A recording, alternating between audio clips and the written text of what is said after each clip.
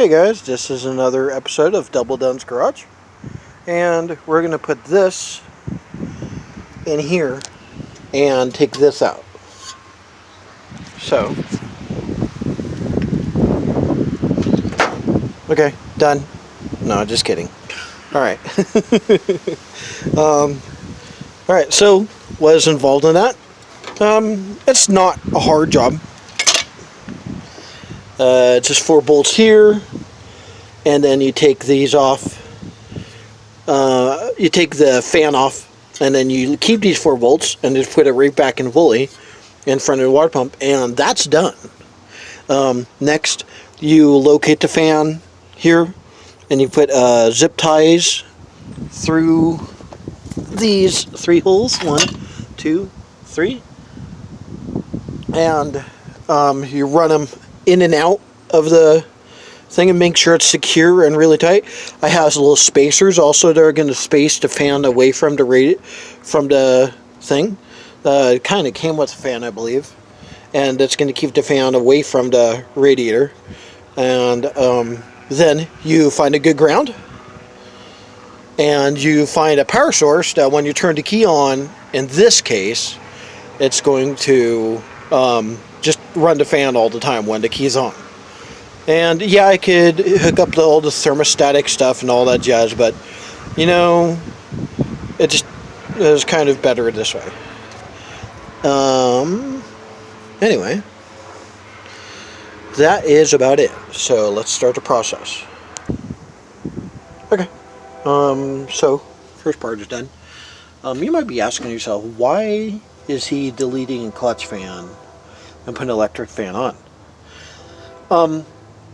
There's 2 reasons. Number one, that fan, as you saw earlier when it was on here, was really obtrusive. It was just sitting here, and man, you hit that with your hand or something like that. With it, there's no shroud here. I could have put one on, yes, made one, whatever. But honestly, it was really obtrusive in the engine. Number 2, it robs horsepower.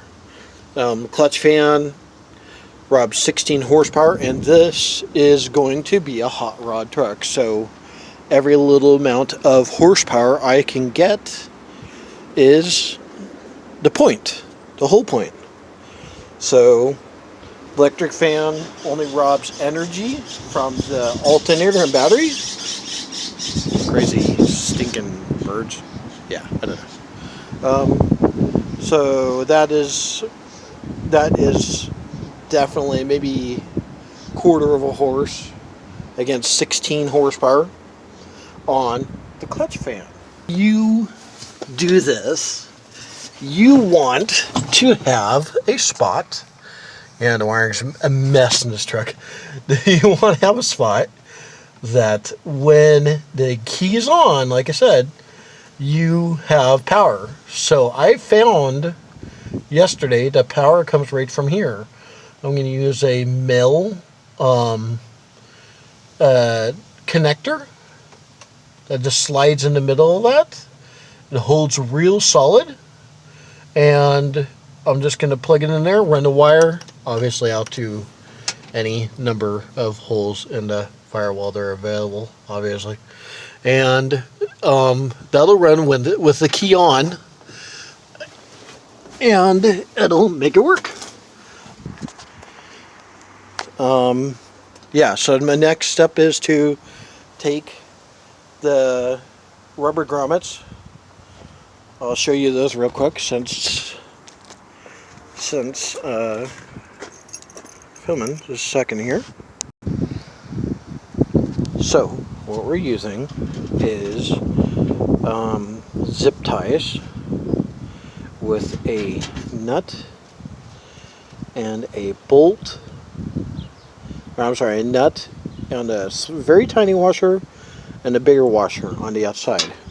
Second here, I'll show you what I mean is going to happen here. And then I have 3 rubber grommets for spacers. So these go through here. It's windy, very windy, and we're going to have our spacer. So can see when it's tight, it's going to hold it in place. And then this are separators and stuff to keep the grommet from going crazy or going through the middle of the piece of steel. I'm trying to say. And then this is our grommet spacer rubber. It's kind of rubber, and it's going to give us enough gap there to have in between the fan. So, and then I run the zip tie through the radiator, and you got to be careful there not to damage the radiator or anything like that while you're doing that.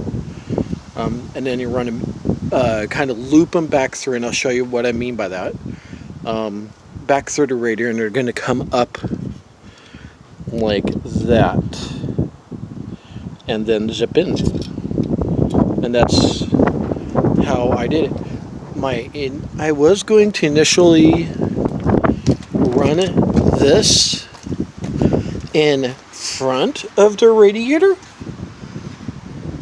I actually completely did the entire job, but the way the fan works, and this is important on some older fans, it's a puller. The fan pulls the wind or the air through the radius, so you can feel the air coming out this way when I put the fan on correctly.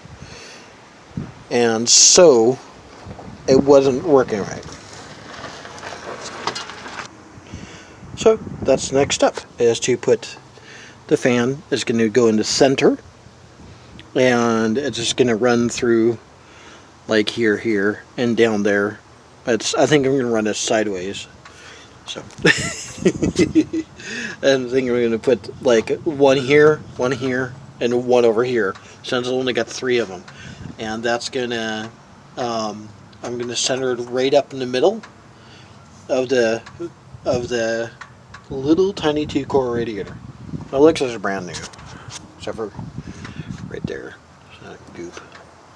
Maybe it's old. Who knows? Okay. Give me a second here.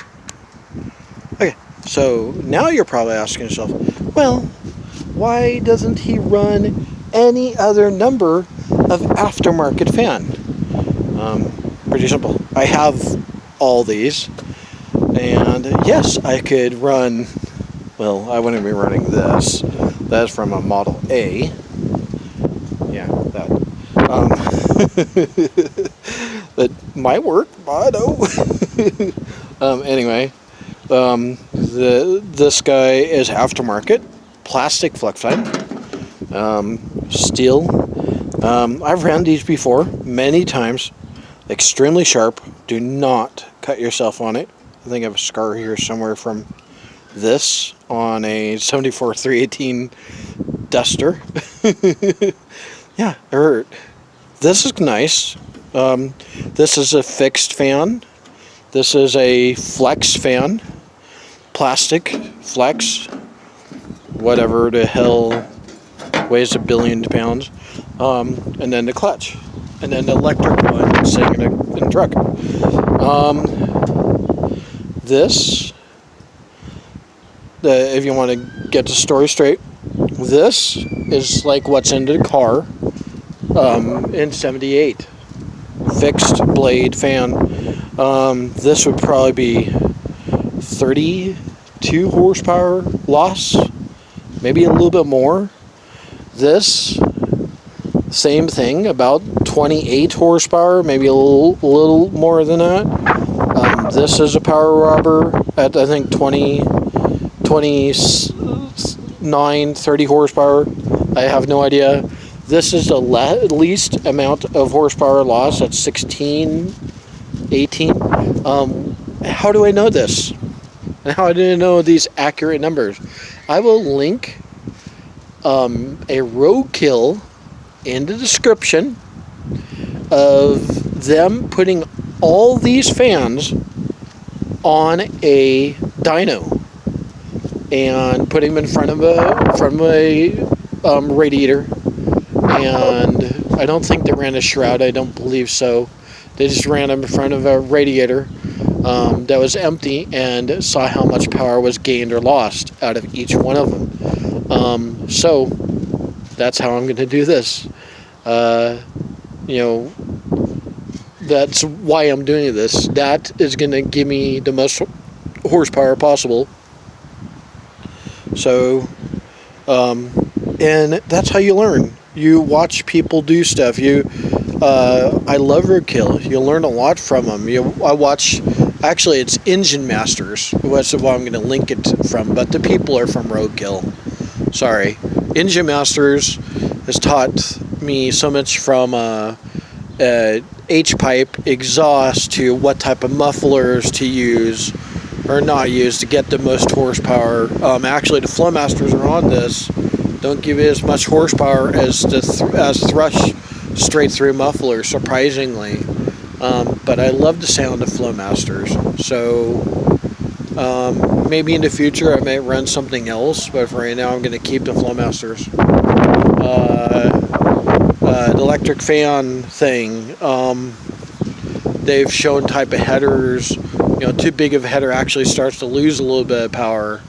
What type of cams to use, stuff like that. The point is that you need to learn. And that means watching videos. That means asking questions, stuff like that. So, let's get back to the project.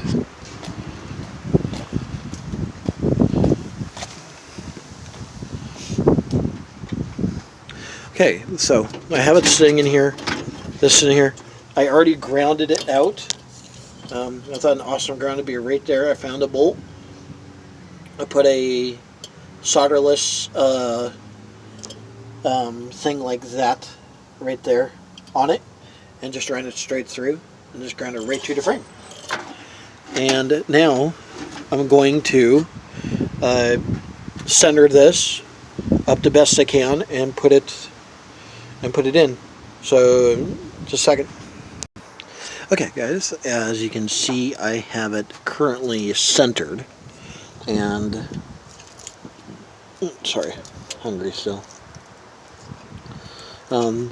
I got my zip ties ran, I got my grommet, and I got my bolt holding the spacer down. So I'm going to adjust these a little bit, just a tiny bit here, and run them in. So they're just going to kind of go right in through the zip tie. And if you're going to look at the front, you can see it's ran through there like that.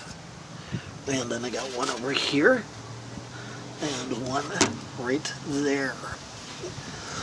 And I got it, standard up. Doesn't have to be perfect by any means, obviously. But it's centered. When you're doing this, if you're going to do this, I consider this like a level 5 mechanic job. And also, be careful to not create holes in the radiator when you run through this. So to be gentle, that's important. You can make a leak, very possible. Okay, there's a second. Okay, I'm running a battery, but I have successfully did it. It feels like it's tight and snug. Doesn't have to be perfect. Just have to be there, and it won't, and not smack anything when you're tying it down. I had to replace a zip tie right here because it wouldn't zip or tie or whatever. Not exactly sure. Anyway, okay. Like I said, I got the ground right here. All I got to do is get the power, which is the black wire. Strangely enough, yes, that's correct. The black wire is the power. Red wire is the ground. I don't know who put it together. I could have fixed it, and I wasn't that worried about it, and the wiring was kind of solid.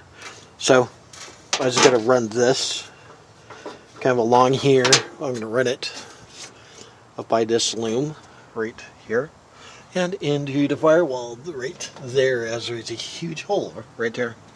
Okay. Okay. as we can see, it is functioning. What I did is I ran the positive black wire to a red wire, and then I have a fuse. It'd be really smart to keep a fuse in this, because there's no fuse at the fuse block for that. I just twisted around. Yeah, don't yell at me for quality of look. Okay, I'll come back and redo it. And I ran it right through that thing. And right there, and I just plugged it right into there. And then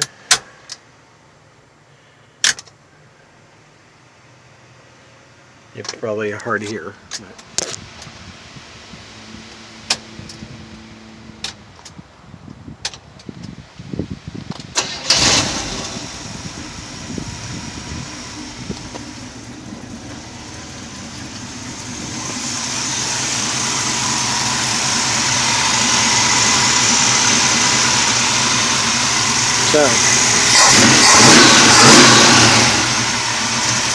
So what I'm going to do after this is I'm going to zip tie these right here and run another couple zip ties through here, and I'll probably just call that good. I'm not going to go crazy with the zip ties. I just want to kind of make sure that they're out of the way of tears and rocks and stuff like that. Okay, so for Double Dunn's Garage, this is Michael. Hi, man. See you guys later.